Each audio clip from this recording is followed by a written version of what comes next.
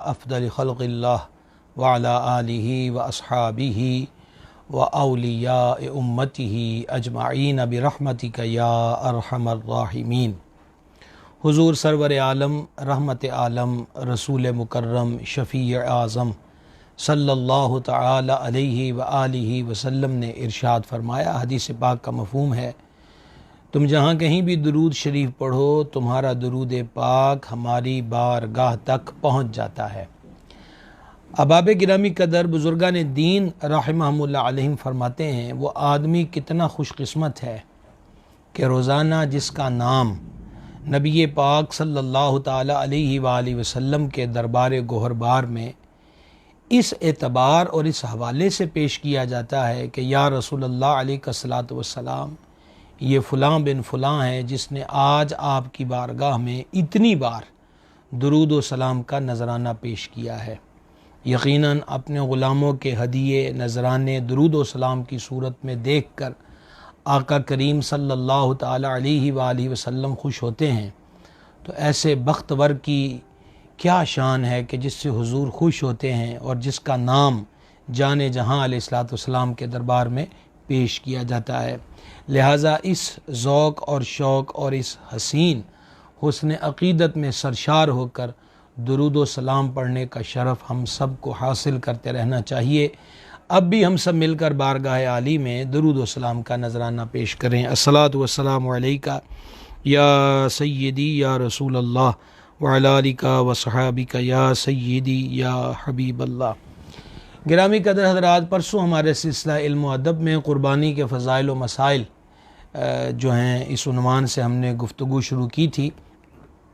کل موسم کے تغیر کے سبب نیٹ ورک پرابلم بھی تھی، ان وجوہات کی بنیاد پر آپ سے مخاطب نہ ہو سکے۔ آج انشاءاللہ تعالی سلسلہ کلام کو وہیں سے ہم آگے بڑھائیں گے۔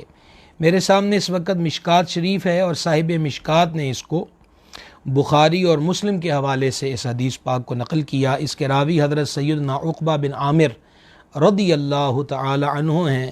وہ بیان کرتے ہیں کہ ان النبی صلی اللہ تعالی علیہ وآلہ وسلم اعطاہ غنما یقسمها علی صحابتہ ضحایا، کہ نبی پاک علیہ الصلوۃ والسلام نے ان کو کچھ بکریاں عطا فرمائیں کہ وہ صحابہ کرام علیہم رضوان میں تقسیم کر دیں قربانی کے لیے۔ حضور پر نور صلی اللہ تعالی علیہ وآلہ وسلم خود اپنے غلاموں کو بھی جانور عطا فرماتے تھے قربانی پر، قربانی دینے کے لیے، جانور ذبح کرنے کے لیے۔ تو اس سے بھی قربانی کی اہمیت کا اندازہ لگایا جا سکتا ہے کہ جس بات کو ہم نے پرسوں بھی ڈسکس کیا کہ ایسی باتیں کرنا کہ قربانی کی جگہ پیسے جو ہیں وہ غرباء میں بانٹ دیے جائیں، تو آقا کریم علیہ الصلوۃ والتسلیم کے دربار سے ہی تو جود و سخا کا اور تصدق و خیرات کا سبق ملتا ہے، اور حضور پر نور علیہ الصلوۃ والسلام کا یہ معمول اقدس بخاری و مسلم کے حوالے سے کہ حضور خود صحابہ کرام علیہم رضوان میں جانور تقسیم فرمایا کرتے تھے۔ تو اس سے تو یہ معلوم ہوتا ہے کہ بیت المال ہو اور حکمرانی کے منچ پر دین کا درد رکھنے والے صاحب دین حضرات ہوں، تو ان کو تو یہ چاہیے کہ وہ لوگوں میں خود قربانی کے جانور تقسیم کریں، کہ وہ قربانیاں اپنی طرف سے ادا کریں۔ تو یہ رسول پاک صلی اللہ تعالی علیہ وآلہ وسلم کا انداز کرم ہے۔ اچھا، یہ بیان فرماتے ہیں کہ فباقیہ عتود، کہتے ہیں میں نے جو حکم والا کے مطابق جانور تقسیم کیے تو ایک 6 ماہی بکری کا بچہ جو تھا، یعنی کہ ایک بکری کا بچہ جس کی عمر 6 ماہ تھی، تو وہ بچ گیا۔ بیان کرتے ہیں فذکرہ لرسول اللہ صلی اللہ تعالی علیہ وسلم، میں نے سرکار علیہ السلام کی بارگاہ میں عرض کیا کہ آقا مجھے تو یہ بکری کا 6 ماہ کا بچہ ملا ہے۔ تو جان عالم علیہ الصلوۃ والسلام نے فرمایا فقال ضحی بہ انت، ارشاد فرمایا کہ تو اسی کو قربانی کر لو، اسی کو قربانی۔ گزشتہ نشست میں ہم نے حضرت ابو بردہ رضی اللہ تعالیٰ عنہ کے حوالے سے بات کی تھی کہ ان کو نبی پاک علیہ السلام نے یہ اجازت عطا فرمائی اور ساتھ ہی فرمایا کہ یہ حکم تیرے لیے یہ بات نہ ہوگی۔ اور یہاں حضرت عقبہ عنہ کو بھی نبی پاک علیہ السلام نے اجازت عطا فرمائی۔ یہ حضور علیہ السلام کے اختیارات ہیں، انہی اختیارات کو تشریعی اختیارات کہا جاتا ہے کہ شریعت کے معاملے میں بھی اللہ تبارک و تعالی نے اپنے حبیب علیہ السلام کو صاحب اختیار بنایا ہے، مختار بنایا ہے۔ حضور علیہ السلام کی ذات پاک جو ہے، یہ بھی آپ حدیث پاک میں سن چکے کہ اپنی امت کی طرف سے بھی حضور علیہ السلام نے قربانی فرمائی، جو قربانی دینے کی طاقت نہیں رکھتے۔ اس سے بھی قربانی کی اہمیت کا اندازہ بھی معلوم ہوتا ہے، اور نبی پاک صلی اللہ تعالی علیہ وآلہ وسلم کی اس امت پر عنایات کا درس بھی ملتا ہے۔ ترمذی شریف کے اندر حدیث پاک ہے کہ امیر المومنین امام الواصلین شیر خدا مشکل کشا علی المرتضیٰ کرم اللہ تعالی وجہ الکریم وہ 2 مینڈوں کی قربانی کرتے ہیں۔ ان کی خدمت میں عرض کیا گیا کہ آپ ایسا کیوں کرتے ہیں؟ تو مولا کائنات کرم اللہ تعالی وجہ الکریم نے ارشاد فرمایا کہ رسول اللہ صلی اللہ تعالی علیہ وآلہ وسلم نے مجھے وصیت فرمائی کہ میں حضور علیہ السلام کی طرف سے یعنی سرکار کے وصال شریف کے بعد قربانی کروں، لہٰذا یہ جو میں 2 جانور ذبح کرتا ہوں یہ نبی مکرم شفیع اعظم صلی اللہ تعالی علیہ وسلم کی طرف سے بھی قربانی کرتا ہوں۔ یہ حدیث مبارک کا مفہوم میں نے ترمذی شریف کے حوالے سے آپ کے سامنے پیش کیا۔ اسی حدیث پاک سے کچھ مسائل آپ کی خدمت میں عرض کرنا چاہتا ہوں۔ پہلی بات تو یہ معلوم ہوئی کہ ایصال ثواب کی غرض سے اگر کوئی بندہ اپنے والدین کے لیے یا دیگر عزیز رشتہ داروں کے لیے یا اپنے اساتذہ کے لیے یا اپنے پیر و مرشد کے لیے قربانی کرنا چاہے تو ایسا کرنا جائز ہے۔ دوسری بات کہ جب قربانی کرنا ہے تو گھروں کے اندر ایک سوچ ہوتی ہے، مثال کے طور پر کسی کے والد صاحب یا والدہ صاحبہ کا انتقال ہو گیا، اب ان کے انتقال کے بعد پہلی بقر عید آئی اور گھر کے اندر معمول ہے کہ ایک جانور ذبح کرتے ہیں، تو اب ماں باپ کی محبت کے سبب بیٹے نے یہ فیصلہ کر لیا کہ اس بار میں یہ قربانی اپنے مرحوم والد کی طرف سے کروں گا یا جو والدہ مرحومہ ہے اس کی طرف سے کروں گا، تو ایسا کرنا جائز ہے۔ ایک چیز پہ غور کرنا ضروری ہے، وہ یہ کہ جس نے یہ جانور خریدا ہے آیا اس پر قربانی واجب ہے یا نہیں، خریدا ہے یا گھر کے اندر پالا ہے۔ اگر تو اس بندے پر قربانی واجب ہے، اور واجب ہونے کی شرائط ہم پچھلی نشست میں ذکر کر چکے کہ وہ صاحب نصاب ہے، تو اب اس پر اگر قربانی صاحب نصاب ہونے کی وجہ سے واجب ہے تو واجب کو ترک کرنا گناہ ہے، اور جو لوگ وفات پا گئے ان پر قربانی واجب نہیں، ان کے لیے کریں گے تو ایک نفلی عمل ہوگا، لیکن خود اپنی طرف سے نہ کی تو واجب کو چھوڑنے کی وجہ سے گناہ گار ہوں گے۔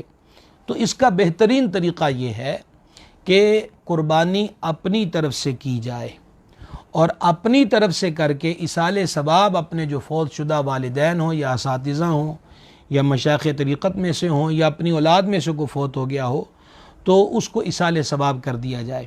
انشاءاللہ تعالی خود بھی ثواب سے محروم نہیں رہے گا، اور جن کو ایصال ثواب کرے گا اللہ تبارک و تعالی کی رحمت سے کوئی بعید نہیں، اور اس کے خزانوں میں کوئی کمی نہیں، مالک کریم جل شانہ ان کو بھی ثواب عطا فرمائے گا۔ اگر خود پر واجب نہیں اور ویسے نفلی امر ہے تو اس اعتبار سے وہ چاہے فوت شدہ والدین کی طرف سے کر لے یا کسی بھی وفات پانے والے اعزاء اقربا کی طرف سے کر لے تو یہ بھی درست ہے۔ ایک اور چیز یہاں پر ابھی سے ذکر کر دی جائے، یہ مسائل میں سے اہم مسئلہ ہے کہ ایک ہے خود اپنی طرف سے جانور خریدا اور نیت اس پہ کر لی کہ یہ میرے فلاں مرحوم کی طرف سے ہے، مثال کے طور پہ والد صاحب فوت ہوئے ان کی طرف سے ہے، ایک تو یہ ہو گیا۔ دوسرا یہ ہے کہ جو فوت ہوا ہے اس نے وصیت کی، اتنا مال چھوڑ کر گیا کہ یہ پیسے ہیں میری طرف سے قربانی کر دینا۔ ان دونوں چیزوں میں کچھ احکام کے معاملے میں فرق ہے۔ جو خود کی اپنی طرف سے خود پیسے سے قربانی کا جانور لے کر اپنے فوت شدہ کے لیے کی تو اب اس کو یہ اختیار حاصل ہے، وہ ایصال ثواب ہے، چاہے وہ سارا تصدق کر دے اور اس کے 3 حصے کر سکتا، مطلب وہ خود بھی کھا سکتا ہے۔ نمبر 2، اگر فوت شدہ کی وصیت کے مطابق قربانی کی اس کے مال میں سے، تو اب یہ حکم ہے کہ وہ سارے کا سارا جو گوشت ہے وہ فقراء میں، مساکین میں تقسیم کیا جائے گا۔ یہ اس کا بیٹا یا بیٹی یا بھائی یا بہن جس نے اس وصیت کرنے والے کی وصیت کو پورے کرتے ہوئے اس کے پیسے سے جانور خرید کے قربان کیا، یہ غنی ہے تو یہ خود اس میں سے کچھ نہیں کھائے گا، وہ سارے کا سارا گوشت جو ہے اس کو صدقہ کرنا پڑے گا۔ اس مسئلے کو بھی ذہن نشین رکھیے۔ اور پہلا وہ عرض کر دیا کہ ایک جانور ہے، خود پر واجب ہے تو اپنی طرف سے کرے، ایصال ثواب اپنے ماں باپ کو کر دے، اور اگر نفلی کام ہے تو پھر اس کو خود اس کا اختیار حاصل ہے کہ جس کی طرف سے چاہے وہ قربانی کر دے۔ آگے بڑھتے ہیں ہم۔ یہ صحاح کے اندر حدیث شریف ہے، سیدنا عبداللہ بن عمر رضی اللہ تعالی عنہما سے یہ مروی ہے کہ نبی پاک صلی اللہ تعالی علیہ وآلہ وسلم نے ارشاد فرمایا کہ مجھے یوم الضحیٰ کا حکم دیا گیا، اس دن کو اللہ تبارک و تعالی نے اس امت کے لیے عید بنایا، یعنی بقر عید کا جو دن ہے اللہ کریم نے اس کا حکم دیا ہے، اور اس دن کو ذی الحجہ کو اللہ کریم نے میری امت کے لیے اس کو عید بنایا ہے۔ ایک صاحب پاک صلی اللہ تعالی علیہ وآلہ وسلم کی بارگاہ بے کی، یا رسول اللہ الصلاۃ والسلام، میرے پاس منیہا کے سوا کوئی جانور نہ ہو تو کیا اسی کی قربانی کر دوں؟ یہ منیہا اس جانور کو کہتے ہیں جو دوسرے نے اس لیے دیا کہ یہ کچھ دنوں اس کے دودھ وغیرہ سے فائدہ اٹھائے پھر مالک کو واپس کر دے، یعنی اس کا اپنا جانور وہ نہیں ہے، وہ کسی کا دیا ہوا ہے اور اس نے اس سے واپس لے لینا ہے، مطلب وہ جانور اس کی ملکیت میں نہیں ہے۔ تو عرض کیا یا رسول اللہ علیہ السلام، اگر اس کے علاوہ میرے پاس کوئی نہ ہو تو کیا میں اسی کی قربانی کر دوں؟ گی صدر الشریعہ علیہ رحمت اس کے بعد لکھتے ہیں، یعنی جس کو قربانی کی توفیق نہ ہو اسے ان چیزوں کے کرنے سے قربانی کا ثواب حاصل ہو جائے گا۔ یہ ہے نبی پاک صلی اللہ تعالی علیہ وسلم کی طرف سے اس امت پر مزید عنایات اور نوازشات کا عالم۔ ایک حدیث پاک اور ملا لیں اور پھر اس کے بعد انشاءاللہ اس پر میں تفصیلی بات آپ کی خدمت میں عرض کرتا ہوں۔ یہ مسلم و ترمذی، نسائی اور ابن ماجہ کی حدیث پاک ہے۔ ام المومنین سیدتنا ام سلمہ رضی اللہ تعالی عنہا سے روایت ہے، حضور پر نور صلی اللہ تعالی علیہ وآلہ وسلم نے ارشاد فرمایا، جس نے ذی الحجہ کا چاند دیکھ لیا اور اس کا ارادہ قربانی کرنے کا ہے تو جب تک قربانی نہ کرے بال اور ناخنوں سے نہ لے، یعنی بال بھی نہ کٹوائے اور ناخن بھی نہ کٹوائے۔ اب ہم دونوں کو ملا کر کچھ مسائل اس کے تحت آپ کی خدمت میں عرض کرتے ہیں، غور کے ساتھ اس کو سماعت فرمائیے گا۔ جس بندے کا ارادہ قربانی کرنے کا ہے تو ماہ ذی الحج کا چاند جب نظر آ جائے تو اس کے بعد وہ اپنے ناخن نہ کاٹے، داڑھی شیف کا خط وغیرہ بنواتا ہے تو اب نہ بنوائے، سر کے بال نہ کٹوائے، زیر بغل زیر ناف بال بھی، یعنی وجود سے بال نہ لے۔ ایک بات۔ نمبر 2، کیا اگر کسی نے جس کا ارادہ قربانی کرنے کا ہے اور اس نے چاند دیکھنے کے بعد ناخن کاٹ لیے یا بال کٹوا لیے تو اس سے اس کی قربانی پر کوئی اثر پڑے گا؟ تو اس کا جواب ہے کہ نہیں، ایسا کر لینے سے قربانی پر کوئی اثر مرتب نہیں ہوگا، یعنی ایسی بات نہیں ہوگی کہ اس بندے سے یہ کہا جائے کہ اس نے چونکہ بال وغیرہ کٹوا لیے ہیں تو اب اس کی قربانی نہیں ہوگی یا اس کو قربانی کا ثواب نہیں ملے گا، ایسی بات۔ یہ استحبابی امر ہے، سیدی اعلیٰ حضرت رحمۃ اللہ نے فتاوی رضویہ شریف میں تفصیل سے بیان کیا۔ امر یعنی حکم کی کئی اقسام ہیں، تو یہ امر وجوب کے لیے نہیں ہے بلکہ یہ استحبابی امر ہے کہ اگر ایسا عمل کیا جائے تو یہ ثواب کا کام ہے، اور اگر کسی نے چاند نظر آنے کے بعد بھی ناخن وغیرہ کٹوا لیے تو اس صورت میں وہ گنہگار نہیں ہوگا اور اس کی قربانی پر بھی کوئی اثر نہیں پڑے گا۔ ہاں، ایک صورت ایسی ہے کہ جس میں ضروری ہو جائے گا بال وغیرہ ناخن وغیرہ کاٹنا، کہ زیر بغل زیر ناف بالوں کے مونڈنے کی یا ناخنوں کو کاٹنے کی مدت جو ہے وہ اینڈ مدت 40 دن بیان کی گئی ہے۔ تو اب اگر مثال کے طور پر اس بندے کو 35 دن گزر گئے تھے، چاند نظر آیا تو اب مزید ملائیں گے تو 45 دن گزر جائیں گے، 40 سے آگے بڑھے گا تو وہ اس معاملے کے اندر غلطی کا ارتکاب کرے گا، تو ایسی صورت میں اس پہ تو ضروری ہے کہ یہ بالوں کی صفائی وغیرہ کا جو عمل ہے اس سے فراغت حاصل کر لے۔ اسی ضمن میں ایک اور گزارش کہ یہ منظر کثرت سے دیکھنے کو ملتا ہے کہ جن حضرات نے قربانی کرنا ہوتی ہے وہ جب چاند نظر آ جاتا ہے تو 7ویں 8ویں دن ہی ان کے چہروں سے علامات ظاہر ہونے لگ جاتی ہیں کہ یہ صاحب بھی ماشاء اللہ قربانی کا ارادہ رکھتے ہیں، یعنی ان کے چہرے کی جو شیو ہوتی ہے بڑی ہوئی وہ اس بات کی گواہ ہوتی ہے۔ ایک سنت ادا کی ہے نبی پاک علیہ السلام کی سنت بھی، اور جو ہم حدیث پاک بیان کر چکے کہ یہ سیدنا ابراہیم علیہ السلام کی سنت ہے۔ تو اب اس سنت کو ادا کرنے کے بعد حمام کا رخ کر کے دوسری مبارک سنت سے انحراف کیوں کیا جاتا ہے، یعنی کہ فوراً حجام کے پاس گئے اور داڑھی منڈوا دی، شیو کروا لی۔ نبی پاک علیہ السلام نے داڑھی شریف کے بارے میں ترغیب بھی دی، تنبیہ بھی فرمایا کہ داڑھیاں بڑھاؤ، مونچھوں کو پس کرو، اور ایک جگہ پہ فرمایا کہ داڑھیوں کو معافی دو، مونچھوں کو پس کرو اور میرے دشمنوں جیسی صورت نہ بناؤ۔ اعلی حضرت عظیم البرکت رحمۃ اللہ علیہ نے اس عنوان پر پوری کتاب لکھی، اور احادیث مبارکہ میں جس طرح داڑھی شریف کے بارے میں تاکید ہوئی تو بیان فرمایا گیا کہ یہ سنت مؤکدہ بھی ہے، لیکن یہ واجب کا درجہ رکھتی ہے کہ اس کے ترک پر حضور صلی اللہ علیہ وسلم نے فرمایا میرے دشمنوں جیسی صورت مت بناؤ۔ تو لہٰذا جہاں وہ قربانی کر دی ہے تو اب یہاں بھی اپنے نفس کی خواہش کی قربانی کر دی جائے۔ صوفیہ کرام رحمہم اللہ علیہم فرماتے ہیں اے بندے، جب تو جانور کو ذبح کرتا ہے تو نفس کے جانور پر بھی چھری پھیر دے جو تجھے معصیت کی طرف، اللہ رسول کی نافرمانی کی طرف سوار کر کے لے جاتا ہے، اس کو بھی کاٹ دے تاکہ یہ تجھے اللہ کریم کے مخالف راستے پر نہ لے کر جائے بلکہ رسول پاک علیہ السلام کی اتباع اور سنت کی شاہراہ پر گامزن ہو تو لہذا نفس والا جو جانور ہے اس کو بھی ذبح کر دے۔ تو لہذا داڑھی شریف ایک مٹھی رکھی جائے، یہ نبی کریم علیہ السلام کی سنت مبارک ہے، اور ان بحثوں میں پڑھنے کی ضرورت نہیں ہے۔ بعض لوگ ان معاملات کو بحث بناتے ہیں، بعض لوگ طریقت کے منچ پر ہوتے ہیں، بعض لوگ خطباء، واعظین اور مذہبی طبقے کے اندر بھی یہ باتیں پائی جاتی ہیں۔ یہ ایسی بحثیں ہیں کہ ہر بندہ اپنی اپنی ضد پر اڑا ہوا نظر آتا ہے۔ میری گزارشات کا مقصد نہ مناظرہ، نہ مباہلہ، نہ چیلنج۔ ایک گزارش ہے اس پلیٹ فارم سے، ہمارے اس سلسلہ علم و ادب کے پلیٹ فارم سے گزارش ہی ہے کہ ایک مٹھی داڑھی شریف رکھنا نبی کریم علیہ السلام کی سنت ہے۔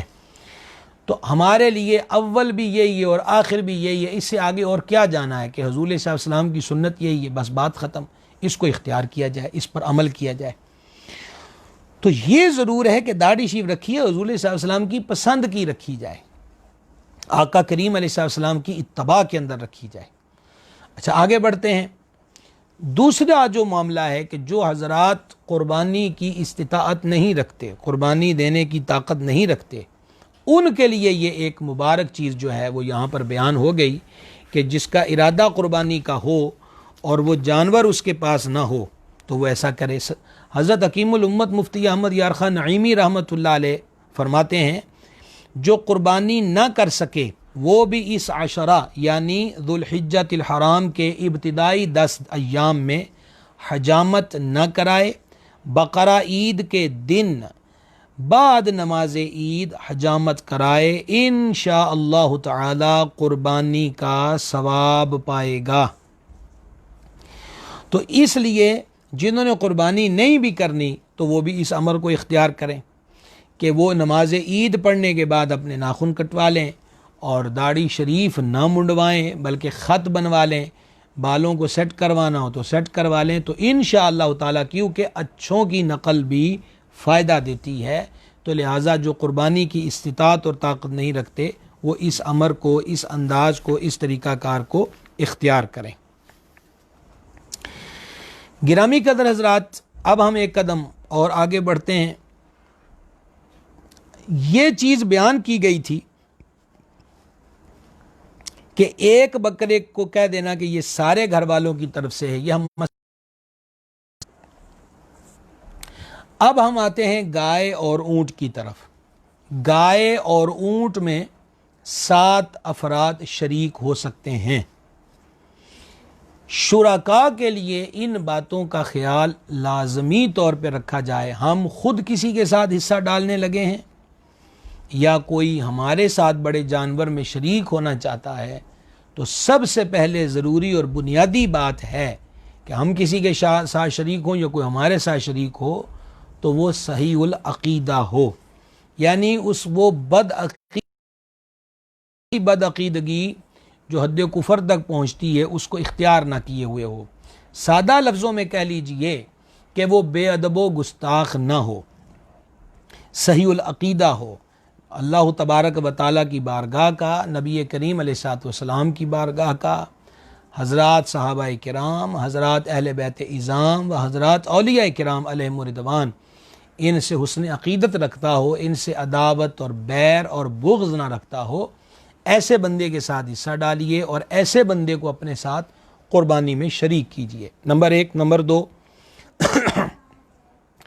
ساتوں افراد کی نیت تقرب اللہ کی ہونی چاہیے، صرف اور صرف تقرب اللہ، اللہ تبارک و تعالیٰ کے لیے، اللہ تعالیٰ کا قرب پانے کے لیے یہ اس بندے کی نیت اور ارادہ ہونا چاہیے. اگر کوئی بندہ اس نیت سے شریک ہوا کہ جیسے ہمارے کہتے ہیں یار جانور بڑا اچھا ہے، اس میں سے گوشت بڑا بہتر نکلے گا، گول گول بوٹیاں مل جائیں گی، کباب بنائیں گے، شامی بنائیں گے، تکے بنائیں گے، ہاں جی کتنا حصہ ہے جی 15,000 روپے، انہوں نے کہا کوئی ایسی بات نہیں ہے، 15,000 اس میں ڈال دیتے ہیں. تو اب نیت اس کی کیا ہے؟ گوشت حاصل کرنا. 6 افراد کی نیت قربانی کی ہو اور 7ویں فرد کی نیت محض گوشت حاصل کرنا ہو تو کسی کی بھی قربانی نہیں ہوگی. یہ بات ذہن میں رکھیے گا. تو جس طرح نیت میں فطور ہوگا تو کسی کی قربانی نہیں ہوگی، باقی 6 کو بھی لے ڈوبے گا. اسی طرح اگر عقیدے میں فطور ہوگا تو کسی کی قربانی نہیں ہوگی، وہ باقیوں کو بھی لے ڈوبے گا. اس بات کا لحاظ رکھا جائے. قربانی ہے، اس کو فارمیلٹی سمجھ کر سہل پسند نہیں ہو جانا چاہیے اور ایسی ضروری باتوں کو اگنور ہرگز نہیں کرنا چاہیے، وگرنہ گوشت ہی حاصل ہوا ہے، وہ جو قربانی ہے وہ کسی صورت بھی ادا نہیں ہوگی. سب شرکا. نمبر 3، یہ مسئلہ بڑے جانور میں شرکا کے اعتبار سے نہایت ہی اہم ترین مسئلہ ہے. گھر کے اندر 9 افراد پر قربانی واجب تھی، وہ ہم پہلے دن ذکر کر آئے کہ بالغ ہو، مقیم ہو، مسلمان ہو، صاحب نصاب ہو، اس پہ قربانی واجب ہے. اس اعتبار سے 9 افراد پہ قربانی واجب تھی. اور اونٹ ہو یا گائے ہو یا بھینس ہو، اس میں 7 افراد شریک ہو سکتے ہیں. اور اس میں بھی یہ شرط ہے کہ وہ جو 7 افراد شریک ہونے ہیں کسی کا حصہ بھی ایک حصے سے کم نہیں ہونا چاہیے. اگر ایک حصے سے کم ہوا تو پھر وہی پرابلم آ جائے گی کہ قربانی نہیں ہوگی. اچھا جی، اب یہ تو آپ کو معلوم ہے کہ 7 افراد شریک ہو سکتے ہیں. گھر کے اندر تھی 8 یا 9 افراد پہ قربانی واجب، اور مطلقاً یہ کہہ دیا کہ یہ سارے گھر والوں کی طرف سے قربانی ہے، تو اگر وہ 8 ہوئے 9 ہوئے تو کسی کا بھی ایک حصہ پورا نہ ہوا تو نتیجہ کیا نکلا کہ کسی کی طرف سے بھی قربانی نہ ہوئی.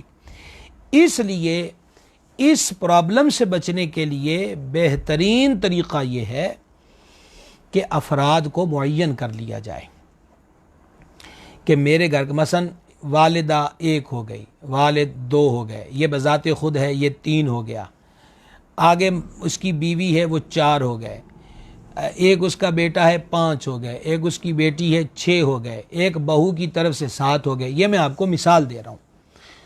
تو اس میں رد و بدل جو جس کی مرضی ہو وہ اپنے افراد پر مبنی ایسا کر سکتا ہے. لہٰذا 7 افراد کو معین کر لیا جائے، ان کے نام مقرر کر لیے جائیں، نیت کر لی جائے کہ ہمارے فیملی ممبران میں سے یہ 7 افراد ہیں جن کی طرف سے یہ گائے یا اونٹ یا بھینس یا کٹا جو ہے وہ ہم اس کو قربان کر رہے ہیں. یہ طریقہ درست ترین طریقہ ہے، وگرنہ 8 یا 9 پر قربانی واجب ہوئی اور کا سب کی طرف سے کر دی تو پھر یاد رکھیے کہ کسی کی طرف سے بھی قربانی نہیں ہوگی، کہ 7 میں سے کسی کا بھی حصہ ایک حصے سے کم نہیں ہونا چاہیے. یہ بات ذہن نشین رکھیے گا. اچھا جی، اب ہم آ جاتے ہیں، ابھی بھینس کی بات بھی ہوئی اور کٹے کی بات بھی ہوئی، اس ضمن میں ہم آ جاتے ہیں کیا بھینس کی قربانی جائز ہے؟ گزارش یہ ہے کہ بھینس جو ہے اس کو عربی زبان میں جاموس کہتے ہیں۔ آپ لغت عرب کی کتابیں جو بڑی بڑی ہیں، وہ تاج العروس ہو وغیرہ وغیرہ، لغت کی کتابوں کو دیکھیں تو جاموس جو ہے اس کے تحت باقاعدہ طور پہ بیان کیا گیا ہے کہ جاموس یعنی کہ بھینس جو ہے وہ گائے کی قسم میں سے ہے، گائے کی کیٹاگری میں سے ہے، یہ جانور حلال ہے۔ عرب میں یہ جانور اس دور کے اندر بھی کثرت سے نہ پایا جاتا تھا۔ پرانے آئمہ میں کسی کا بھی اختلاف نہیں تھا کہ بھینس کی قربانی نہیں ہو سکتی، اس بارے میں کسی نے ایسا حکم صادر نہیں کیا، بلکہ ان کی طرف سے جواز کے آثار واضح طور پر آئمہ سے ملتے ہیں۔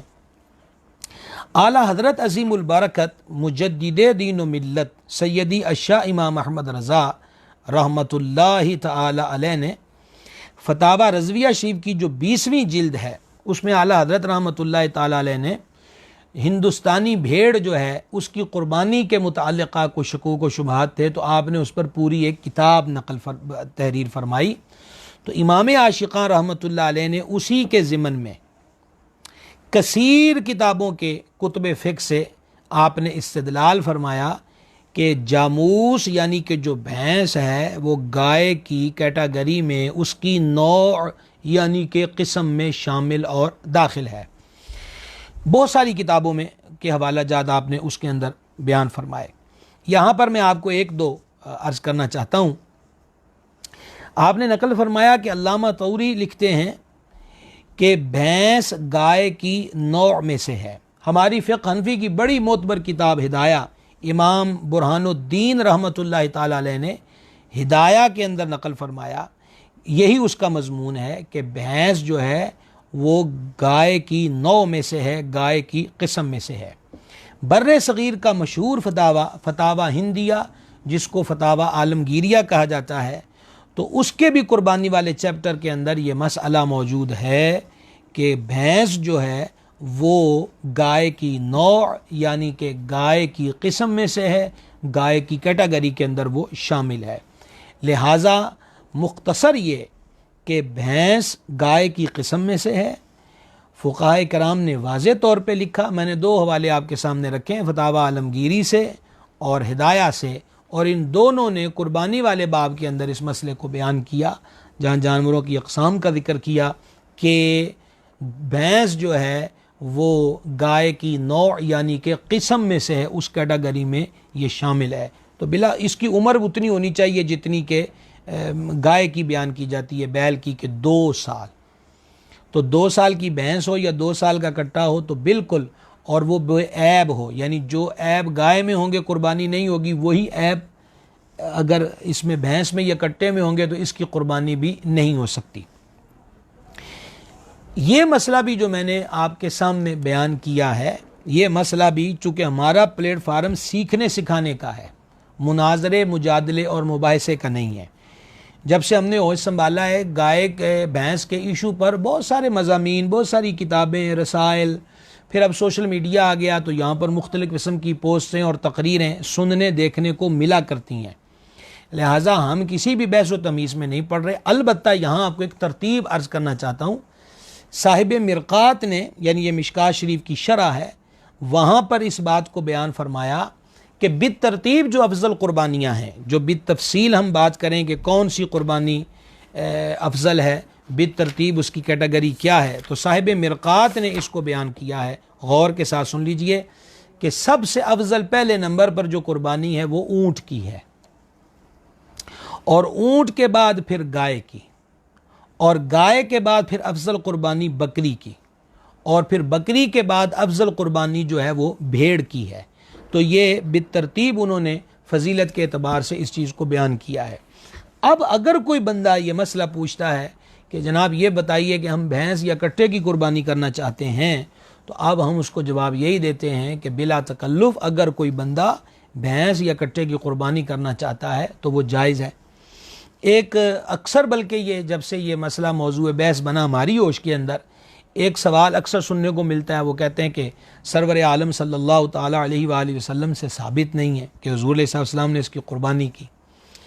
تو اگرچہ یہ جو سوال ہے اس کا بھی بڑا طویل سے طویل جواب دیا جا سکتا ہے، لیکن ہماری مراد ہرگز بحث نہیں ہے، بحث کا میدان کو اور ہوتا ہے، ہمارا منچ ہے سیکھنے سکھانے کا۔ تو یہاں ایک سادہ سا جواب اس سوال کا یہی عرض کرنا چاہتے ہیں کہ سید العالمین علیہ الصلوۃ والتسلیم نے بھینس یا کٹے کا گوشت تناول فرمایا، اس بات کا بھی کہیں ثبوت نہیں ہے، حضور علیہ السلام سے ثابت نہیں۔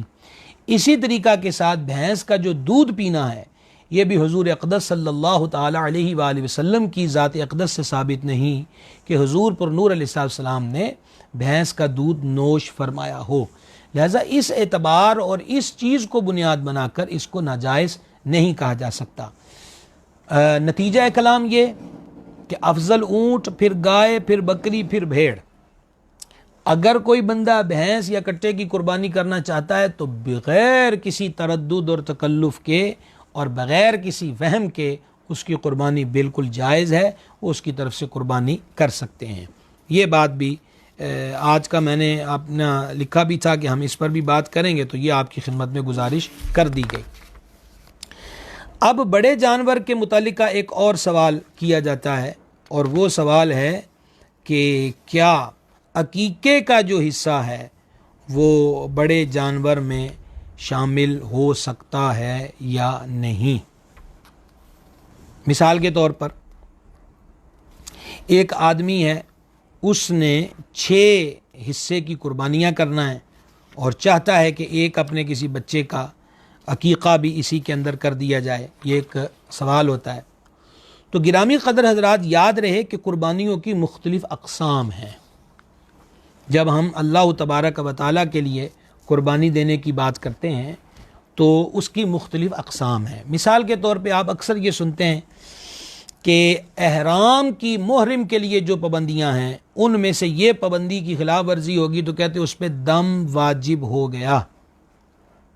کیا دم کا مطلب کیا ہوا؟ کہ وہ ایک بکرا، بکری وغیرہ یا بھیڑ وغیرہ اس کی قربانی کرے گا، یہ بھی قربانی ہے۔ اچھا، پھر یہ بقر عید والی بھی قربانی ہے، پھر یہ جو عقیقہ ہے یہ بھی قربانی ہے۔ ان تمام قربانیوں کی غرض و غایت ایک ہی ہے، لوجہ اللہ اور تقرب اللہ، اللہ تبارک و تعالیٰ کے لیے اور اللہ تبارک و تعالیٰ کا قرب پانے کے لیے۔ حدیث شریف میں بیان ہو گیا کہ بڑے جانور میں یعنی اونٹ اور گائے کے اندر 7 افراد شریک ہو سکتے ہیں، لہٰذا اگر کوئی بندہ بقیہ چیزوں کو بھی بیچ میں ایڈ کرنا چاہے تو وہ کر سکتا ہے۔ یہاں پر آپ کے سامنے یہ بیان کرنا چاہتا ہوں، بہار شریعت میں صدر الشریعہ بدر الطریقہ سیدی مفتی محمد امجد علی اعظمی رحمۃ اللہ تعالی علیہ نے بہار شریعت کا جو 15واں حصہ ہے، آپ نے اس کے اندر رد المحتار کے حوالے سے اور فتاوی رضویہ شریف کی جو 20ویں جلد ہے اس کے اندر بھی یہ مسئلہ موجود ہے کہ اگر کوئی شخص 7 حصوں میں سے کچھ حصے عقیقے کے لیے مقرر کر لے تو جائز ہے کہ عقیقہ بھی تقرب کی ایک صورت ہے۔ یہ امید کرتا ہوں کہ آپ نے اس مسئلے کو سماعت فرما لیا ہوگا۔ ہاں، اب اگلا سوال یہاں پر یہ پیدا ہوتا ہے کہ کتنے حصے مقرر کیے جائیں گے۔ تو یہ بھی علماء کرام نے بیان فرمایا ہے کہ بہتر یہ ہے کہ بڑے جانور میں لڑکے کی طرف سے 2 حصے اور لڑکی کی طرف سے 1 حصہ مقرر کیا جائے۔ اگر گنجائش نہیں بچتی تو پھر 1 حصہ بھی لڑکے کی طرف سے عقیقے میں رکھا جا سکتا ہے، جس طرح کہ 1 حصہ لڑکی کے لیے رکھا جاتا ہے۔ تو یہ دوسرا مسئلہ بھی آپ کی خدمت میں بحوالہ عرض کر دیا گیا، اس میں کوئی ابہام نہیں ہے، کوئی پرابلم نہیں ہے کہ اگر کوئی بندہ اس میں عقیقے کا حصہ شامل کرنا چاہتا ہے بڑے جانور میں تو وہ کر سکتا ہے، یہ جائز ہے، روا ہے، درست ہے، اس میں کسی قسم کی کوئی قباحت موجود نہیں ہے۔ ایک یہ چیز بھی بنیادی تھی جو آپ کی خدمت میں عرض کر دی گئی، آپ کے گوش گزار کر دی گئی۔ اسے ایک قدم اور آگے بڑھا لیں، اور یہ ایک اہم ترین مسئلہ، اگرچہ اس کو ہم کل تفصیل سے جانور سے ریلیٹڈ جو مسائل ہیں وہ انشاءاللہ کل کی ہماری نشست اس بارے میں ہوگی۔ کیا گھابن بکری یا گائے کی قربانی ہو سکتی ہے؟ یعنی کہ حاملہ بکری کی یا اونٹنی کی یا گائے کی قربانی ہو سکتی ہے؟ اور اگر اس کی قربانی کر دی گئی تو اونٹنی یا گائے یا بکری کے پیٹ سے زندہ بچہ نکلا، اس کے بارے میں شریعت کا کیا حکم ہے؟ یہی سوال اعلی حضرت عظیم البرکت مجدد دین و ملت الشاہ امام محمد رضا قادری رحمۃ اللہ علیہ سے ہوا تو آپ نے اس کا جواب ارشاد فرمایا، دودھ کے جانور یا گھابن کی قربانی اگرچہ صحیح ہے مگر ناپسند ہے۔ یہاں صحیح سے مراد یہ ہے کہ اگر کسی نے کر دی تو قربانی ہو جائے گی۔ ناپسند کیوں ہے؟ کہ حدیث پاک میں اس سے ممانعت فرمائی گئی، اور وہ ممانعت کا ذکر سنن ابن ماجہ میں موجود ہے، جس کا اشارہ اعلی حضرت رحمۃ اللہ علیہ نے فتاوی رضویہ شریف میں دیا۔ تو اگر غنی کوئی ہے اور وہ یہ آثار دیکھ رہا ہے کہ گائے یا بکری یا اونٹنی گھابن ہے، تو اس کو چاہیے کہ وہ دوسرے جانور کی قربانی کرے، اس کے لیے بہتر انسب مناسب یہی ہے۔ البتہ اگر اس نے یہ کر دی تو اس کی طرف سے قربانی اس کی ہو جائے گی۔ اب اگلا سوال تھا کہ اگر اس کے پیٹ سے کوئی بچہ نکل آیا تو صدر الشریعہ بدر الطریقہ سیدی مفتی محمد امجد علی اعظمی رحمۃ اللہ علیہ بہار شریعت کے 15ویں حصے میں فرماتے ہیں، اس لیے گھابن جانور کی قربانی سے اجتناب کرنا بہتر ہے، اور اگر پیٹ سے زندہ بچہ نکل آئے تو اسے ذبح کیا جا سکتا ہے اور اس کا گوشت کھانا بھی جائز ہے۔ اگر مرا ہوا بچہ ہو تو اسے پھینک دے، وہ مردار ہے۔ لیکن ایک اور چیز بھی یہاں قابل توجہ ہے کہ بکری کے پیٹ سے یا گائے کے پیٹ سے یا اونٹنی کے پیٹ سے زندہ بچہ نکل آیا، جب اس کو ذبح کیا، اب اس زندہ کو زندہ ہی رکھا گیا، محفوظ رکھا گیا۔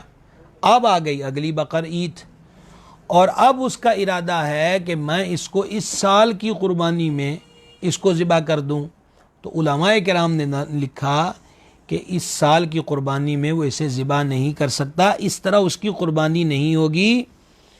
اگر اس کو قربان کیا ہے تو وہ سارا گوشت جو ہے وہ تصدق کر دے، نمبر 1، یا پہلے تک تھا اس نے اس کو زندہ ہی رکھا ہوا تھا تو زندہ کا زندہ ہی اس پہ صدقہ کرنا ضروری تھا، وہ اس کو اب استعمال میں نہیں لا سکتا۔ یہ مسئلہ ذہن نشین رکھیے گا، یہ مسئلہ بیان ہوا ہے کہ اگر کسی کے پیٹ سے زندہ بچہ نکل آیا، یہ حکم اس کے بارے میں آپ کے گوش گزار کیا گیا ہے۔ اب ایک اور معاملے کی طرف بڑھتے ہیں، نابالغ کی طرف سے قربانی کا کیا کیا جائے؟ نابالغ کی طرف سے اگرچہ قربانی واجب نہیں مگر کر دینا بہتر ہے، اور نابالغ بچے کی ماں باپ کو اجازت لینا بھی اس سے ضروری نہیں ہے، کیونکہ وہ اجازت کا اہل نہیں ہے۔ تو اگر ماں باپ اپنے نابالغ بچے کا بڑے جانور میں بھی حصہ رکھ دیں یا اس کی طرف سے الگ جانور قربان کر دیں تو یہ بہتر عمل ہے، جائز عمل ہے۔ بالغ اولاد، بیٹا بیٹیاں جو بالغ ہیں وہ، یا زوجہ کی طرف سے اگر قربانی کرنا چاہتا ہے، مثلا ایک بندہ ہے وہ اپنے بالغ بیٹے بالغ بیٹی کی طرف سے یا اپنی بیوی کی طرف سے قربانی کرنا چاہے تو ان سے اجازت طلب کرے۔ اگر ان سے اجازت لیے بغیر کر دی تو ان کی طرف سے واجب ادا نہیں ہوگا۔ یہ مسئلہ فتاوی عالمگیری اور بہار شریعت میں دونوں جگہ درج ہے۔ شوہر اگر بیوی کی طرف سے قربانی کرنا چاہتا ہے تو بیوی سے اجازت لے، باپ اگر اپنی بالغ اولاد کی طرف سے قربانی کرنا چاہتا ہے تو ان سے اجازت لے۔ اگر اجازت کے بغیر قربانی کر دی تو ان کی طرف سے واجب ادا نہیں ہوگا۔ ہاں، اب ایک کیٹیگری ہے، اجازت کی 2 قسمیں ہیں، 2 طرح سے اجازت ہوتی ہے۔ ایک ہوتی ہے صراحتاً، مثلا ان میں سے کوئی واضح طور پہ کہہ دے کہ میری طرف سے قربانی کر دو، مثلا بیوی نے کہہ دیا اپنے شوہر کو کہ آپ میری طرف سے قربانی کر دیں، بیٹے نے باپ سے کہہ دیا یا باپ نے بیٹے سے کہہ دیا یا بیٹی نے باپ سے کہہ دیا کہ ابا جی میری طرف سے بھی قربانی کر دیں، تو یہ کہنا بھی اجازت ہی میں شامل اور داخل ہے، اس کو کہتے ہیں صراحتاً ہونا۔ اللہ اکبر کبیرہ۔ دوسرا ہے دلالتاً۔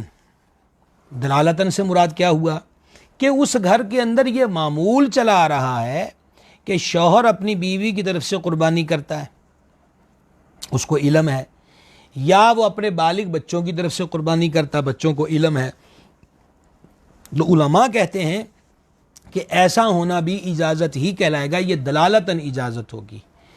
لیکن فی زمانہ ہمیں چاہیے کہ یہ مسائل دفن نہ ہوں، دب نہ جائیں، اور آگے سے آگے لا علمی اور جس طرح کا لوگوں کو حصول علم کا شوق ہے آپ کی نگاہوں کے سامنے ہی ہے، تو یہ معمور ہمیں گھروں میں ڈالنا چاہیے رواج، کہ شوہر اپنی بیوی سے کہہ دیں کہ میں تمہاری طرف سے قربانی کرنے لگا ہوں، اجازت ہے، تو اس میں کہنے میں کیا حرج ہے، یا اپنے بچوں سے وہ کہے تو کیا حرج ہے، یا جو بچے اس ہمارے سلسلے کو سن رہے ہیں تو وہ خود مسئلے کو سن کر اب کہیں اپنے والد صاحب سے، اور اگر ہمارے مسلمان بہنیں سن رہی ہیں سلسلے کو تو وہ اسی طرح اپنے شوہر سے کہہ دیں کہ میری طرف سے قربانی کر دے، تو یہ اچھا طریقہ ہے۔ تو بہرحال اس سے یہ چیز ہو گئی کہ یہ چیز کی اجازت اس کے اندر ہونی چاہیے، وہ صراحتاً ہو یا دلالتاً ہو۔ آگے بڑھتے ہیں۔ قربانی کے وقت میں قربانی کرنا ہی لازم ہے، کوئی دوسری چیز اس کے قائم مقام نہیں ہو سکتی۔ مثلاً بجائے قربانی کے بکرا یا اس کی قیمت صدقہ خیرات کر دی جائے تو یہ ناکافی ہے۔ یہ مسئلہ فتاوی عالمگیری میں اور بہار شریعت میں درج ہے۔ گرامی قدر حضرات، یہ قربانی کے مسائل سے اس سے ریلیٹڈ چند بنیادی اور ضروری چیزیں جو ہیں وہ آپ کے گوش گزار کر دی گئیں۔ کل انشاءاللہ تعالی ہم یہ بھی کریں گے کہ جانوروں کو پالنا، قربانی کے جانور جب مقرر کر لیے جائیں تو پھر ان کے ساتھ کیا محبت کا اور شفقت کا رشتہ روا رکھنا چاہیے، یہ بھی انشاءاللہ ہم ذکر کریں گے۔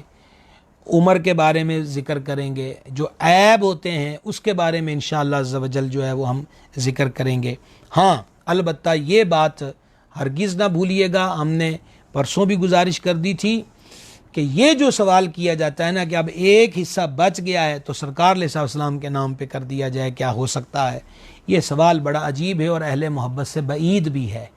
اس لیے ہمیں پہلی توجہ جب سرکار کریم علیہ السلام نے اتنا کرم فرمایا کہ اللہ کریم کی بارگاہ میں قربانی کر کے اللہ رب العزت کے دربار میں حضور علیہ السلام نے دعا فرمائی، الہی یہ قربانی ہے میری طرف سے اور میری امت میں سے اس کی طرف سے جو قربانی دینے کی طاقت نہیں رکھتا۔ یہ آقا کریم رؤوف الرحیم صلی اللہ تعالی علیہ وآلہ وسلم کی اس امت پر عنایت ہے، اس امت پہ حضور علیہ السلام کی مہربانی ہے۔ تو ہمیں کیا کرنا چاہیے کہ ہم یہ کہیں جناب کہ اب بچ گیا ہے تو کیا ایسا کر سکتے ہیں؟ یہ بڑی عجیب بات ہے۔ ہمیں پہلے رکھنا ہی یہ چاہیے کہ نبی پاک صاحب الاولاق صلی اللہ تعالی علیہ وسلم نے ہم پر جس طرح مہربانیاں فرمائی ہیں، جس طرح حضور علیہ السلام نے کرم نوازی فرمائی ہے، تو جو نہ بھولا ہم غریبوں کو رضا، یاد اس کی اپنی عادت کیجیے۔ جی سوالات ہیں فرمائیے۔ خاوند علی صاحب کا سوال ہے کہ چھوٹے بچوں کی طرف سے قربانی کا کیا حکم ہے؟ کیا نابالغ کی طرف سے قربانی کر سکتے ہیں؟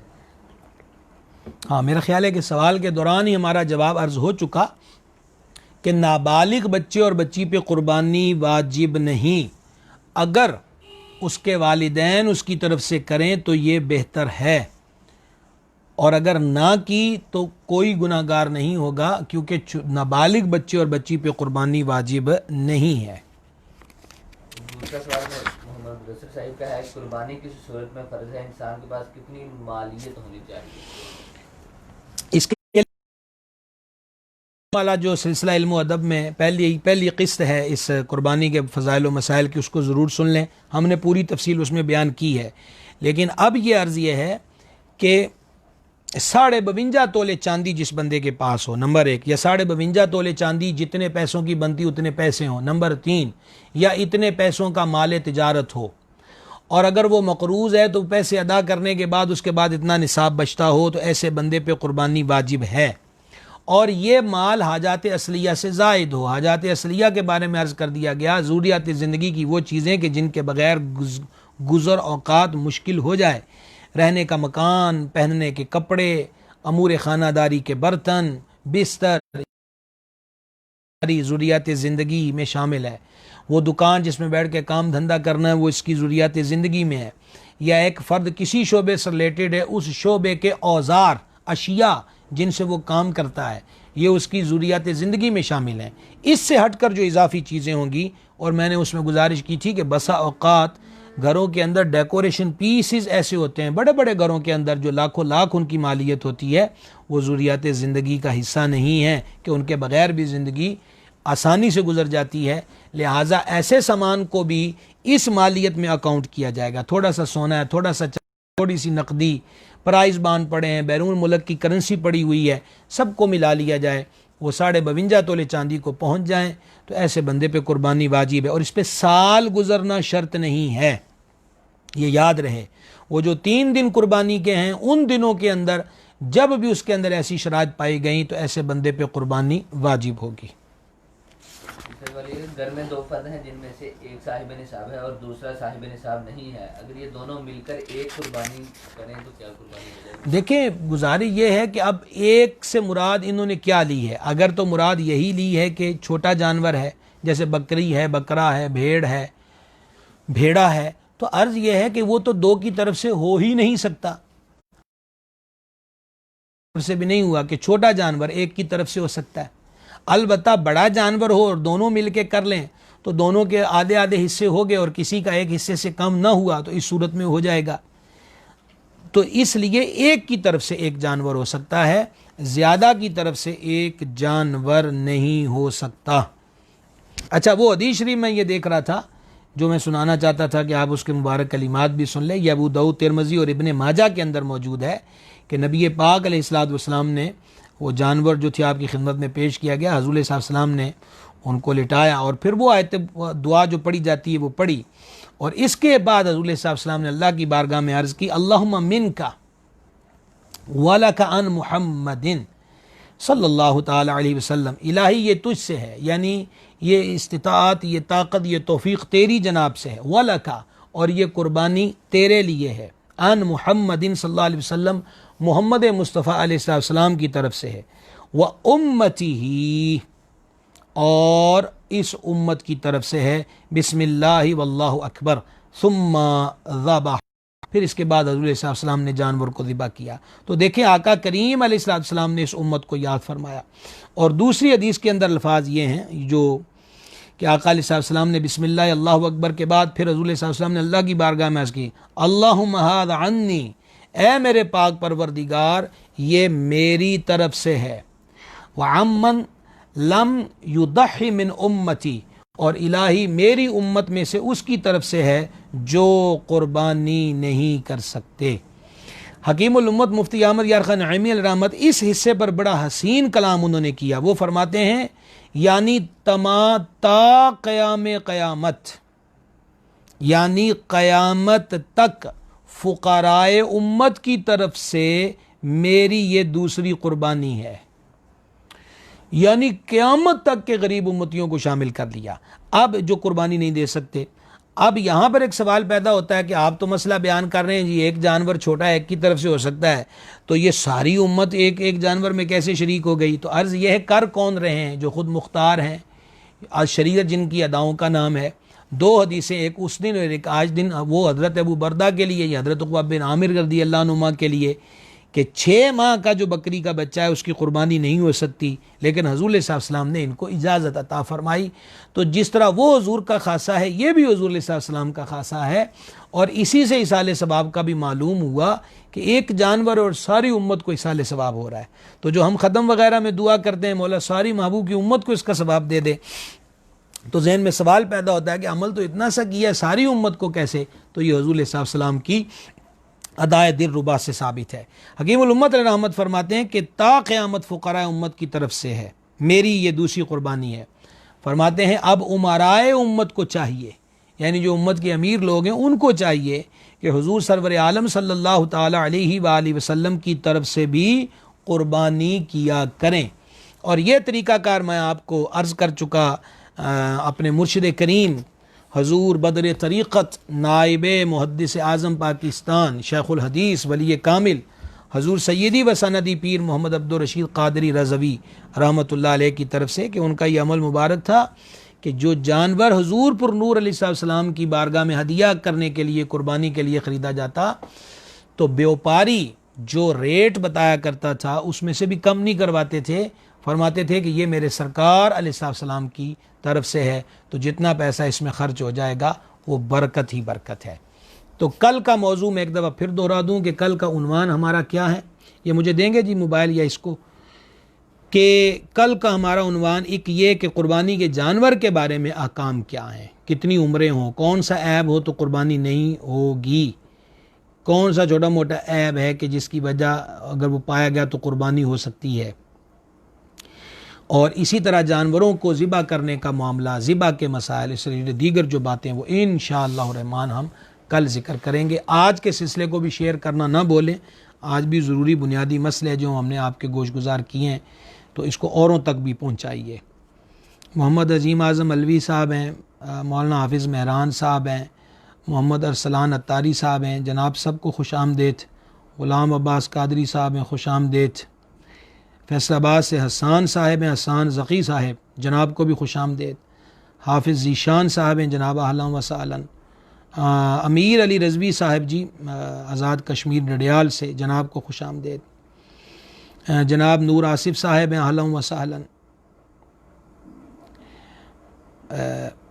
سجاد رضوی صاحب، جناب سجاد رضوی صاحب آپ کو بھی خوش آمدید۔ ملک ذیشان صاحب ہیں، اہلا و سہلا۔ ڈاکٹر عبدالکریم صاحب نے سلام لکھا ہے جی، وعلیکم السلام ورحمۃ اللہ وبرکاتہ۔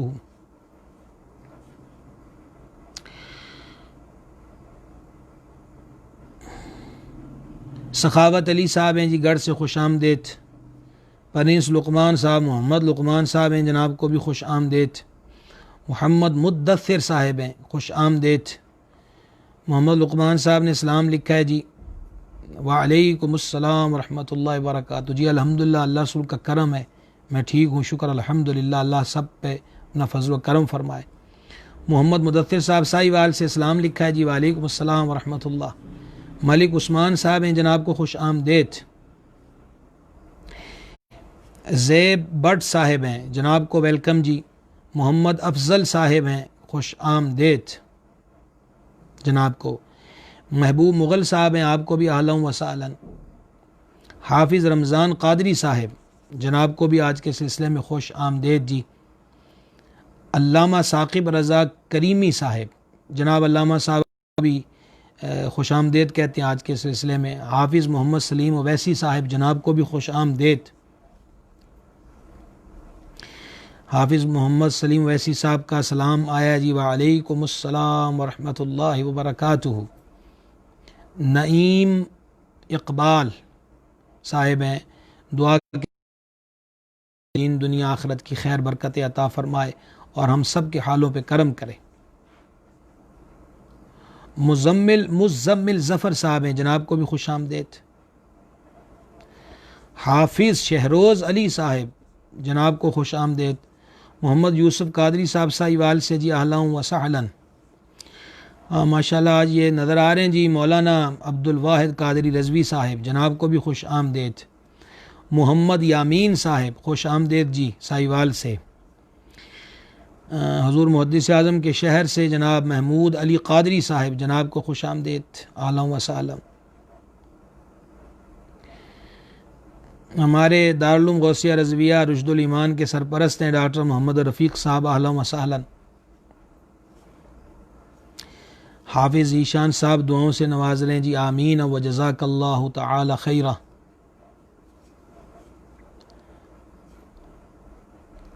حافظ عبد القدیر صاحب، جناب کو بھی خوش آمدید جی۔ ماشاءاللہ کراچی سے جناب مولانا محمد ثقلین عبد الرحمن صاحب، یہ ماشاءاللہ بڑے اچھے رائٹر ہیں، فاضل ہیں اور شاعر بھی ہیں۔ مولانا محمد ثقلین عبد الرحمن صاحب کراچی سے، خوش آمدید جناب کو۔ محمد افتخار حسین صاحب، خوش آمدید جی آپ کو بھی۔ حافظ محمد عرفان چشتی صاحب، چشتی صاحب آپ کو بھی اہلا و سہلا۔ ماشاءاللہ ڈیرہ اسماعیل خان سے حضرت علامہ مولانا قسمت علی خان صاحب، بہت بڑے عالم دین ہیں، فاضل ہیں، محبت آپ کی کہ ایک طالب علم کا سبق سننے آپ بھی رونق افروز ہیں۔ جناب نور آصف صاحب کا سلام نظر آ رہا ہے جی، وعلیکم السلام ورحمۃ اللہ۔ میاں نوید صاحب ہیں، جناب کو بھی خوش آمدید جی۔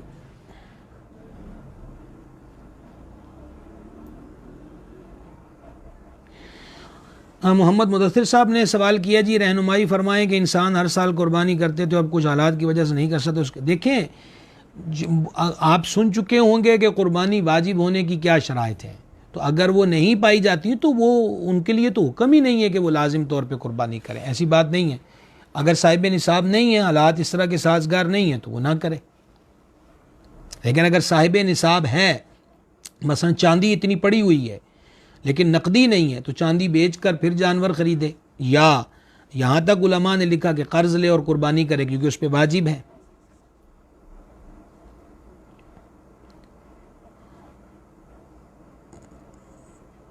مدثر مختار صاحب، جناب کو بھی خوش آمدید جی، اہلا و سہلا۔ ماشاءاللہ محمد یاسین صاحب جی ساہیوال سے، وعلیکم السلام ورحمۃ اللہ، آپ نے سلام لکھا ہے جی۔ غلام عباس قادری صاحب کا سلام آ رہا ہے جی، لکھا ہوا وعلیکم السلام ورحمۃ اللہ وبرکاتہ۔ خواجہ حمزہ صاحب ہیں، جناب آپ کو بھی خوش آمدید جی۔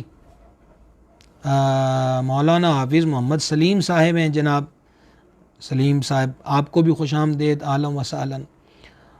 قاری محمد رمضان، مجھے لگتا ہے کہ اب ان کی یہاں ساتھ وہ جو پکچر ہاں اب آ گئی نظر، ماشاء اللہ۔ حافظ سلیم رضوی صاحب جی ہمارے برادر طریقت ہیں، خوش آمدید۔ مدینۃ الاولیاء ملتان شریف سے، ملتان شریف کے معروف عالم دین ہیں، مصروف ترین خطیب ہیں علامہ مولانا قاری محمد رمضان قادری صاحب، جناب کو بھی خوش آمدید جی، آپ کو اس سلسلے کے اندر اہلا و سہلا۔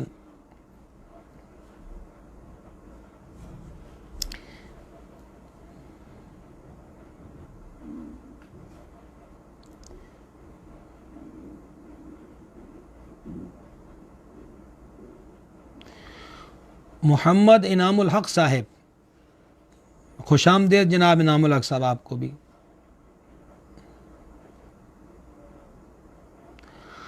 ابو اسد اکرام رضا صاحب، ماشاءاللہ ابو اسد اکرام رضا صاحب، جناب کو بھی آج کے سلسلے میں جی ویلکم ہے۔ آپ نے دعا کے لیے لکھا ہے، اللہ کریم آپ کو اور ہمیں بھی خدمت دین اور دین متین پر قائم رکھے، استقامت عطا فرمائے۔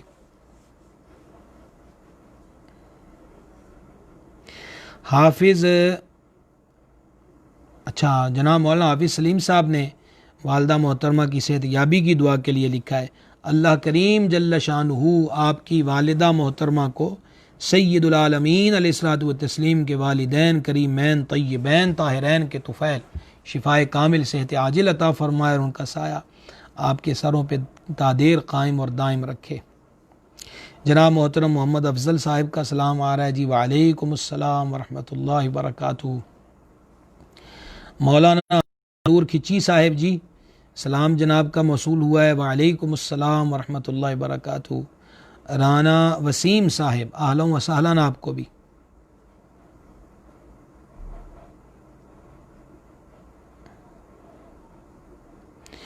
ماشاءاللہ زاہد محمود صاحب، زاہد بھائی فیصل آباد سے جی، زاہد بھائی آپ کو بھی ویلکم، خوش آمدید، اہلا و سہلا۔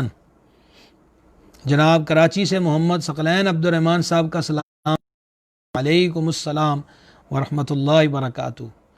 زاہد بھائی نے بھی دعا کا لکھا ہے، مالک کریم دین دنیا آخرت کی خیر برکتیں بھلائیاں عطا فرمائے اپنے محبوب علیہ الصلوۃ والسلام کے طفیل۔ جناب گرامی قدر سید رومی کاظمی شاہ صاحب قبلہ، شاہ صاحب آپ کو بھی اہلا و سہلا، خوش آمدید۔ جناب بلال احمد قادری صاحب، آپ کو بھی آج کے سلسلے میں ہم خوش آمدید کہتے ہیں جناب، اہلا و سہلا۔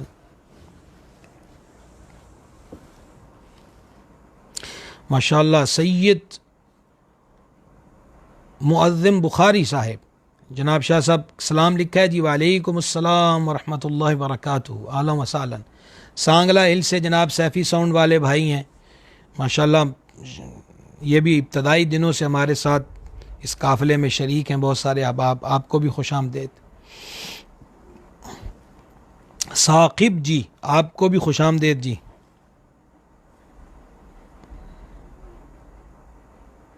ماشاء اللہ سانگلہ ہل سے جناب گرامی قدر مولانا امین حبیبی صاحب سلام لکھا ہے آپ نے. وعلیکم السلام ورحمۃ اللہ تعالی وبرکاتہ. جناب محمد طارق رضا صاحب جناب کو بھی خوش آمدید جی آج کے سلسلے میں. ماشاء اللہ آزاد کشمیر کا بڑا اپر کا علاقہ ہے سماہنی سے جناب مولانا حافظ اعجاز صدیقی صاحب جناب کو جی خوش آمدید. سب کشمیر والوں کو سلام. خورشید اتاری صاحب سلامتی کی دعا اللہ کریم آپ کو اور ہمیں سب کو سلامتیاں دونوں جہانوں کی عطا فرمائے. ماشاءاللہ جی رفیق بھٹی صاحب محمد رفیق بھٹی صاحب جناب سمندری سے ہیں, خوش آمدید آپ کو. اچھا پشاور والے بھی آگے نظر. محمد فاروق خان صاحب سلام لکھا ہے جی. وعلیکم السلام ورحمۃ اللہ وبرکاتہ. دعا دے رہے ہیں جزاک اللہ خیر واحسن الجزاء. جناب سہیل اسلم انصاری صاحب آپ کو بھی ویلکم ہے جی.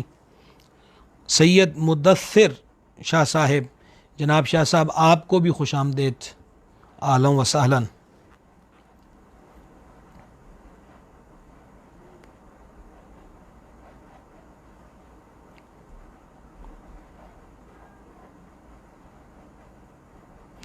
جناب محترم رفیق بھٹی صاحب دعاؤں سے نواز رہے ہیں جی, بڑی محبت آپ کی جی, جزاک اللہ خیر, اللہ تعالیٰ سلامت رکھے.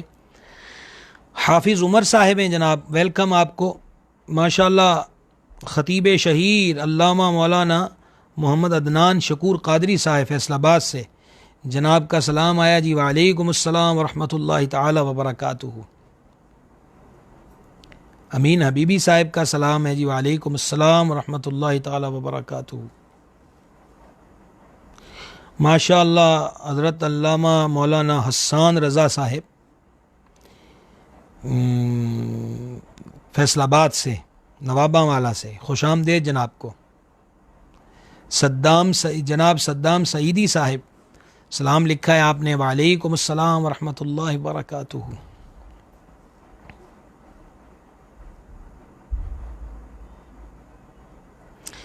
جناب محمد شاہد نواز سعیدی صاحب آپ کو خوش آمدید. محمد ادریس صاحب سلام لکھا اور ساتھ سلامتی کی دعا سے نوازا جی. وعلیکم السلام ورحمۃ اللہ تعالی وبرکاتہ. آمین و جزاک اللہ تعالی خیرہ.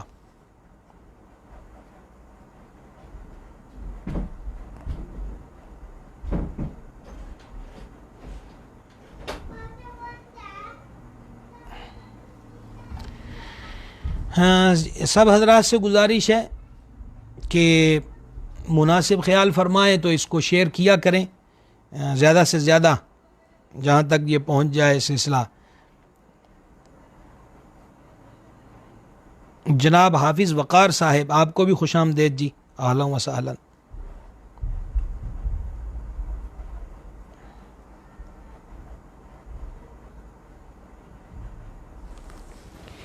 انشاء اللہ عز و جل کل آپ سے پھر 9:45 بجے دیگر مسائل پر نشست ہوگی.